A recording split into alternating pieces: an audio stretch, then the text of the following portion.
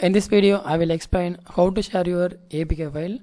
Actually, when we have to share the APK file in the WhatsApp, it's not open most of the time. So you have to just open the website vtransfer.com.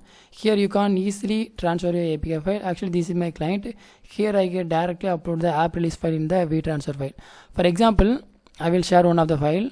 You can directly just drag your APK file from here. Just then click get a link. It will be automatically fetch one of the link. Then just you have to copy the link and share to your client.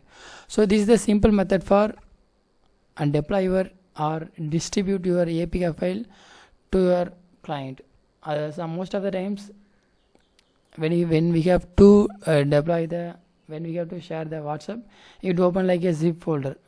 But when you have follow this method, it will be open fine. Or if you have own server, you can follow the same method. Otherwise, it will be working and you can distribute the app through the Gmail, OneDrive, or any other cloud platform. But these are the actually when compared to that, vTransfer is very easiest and simple method.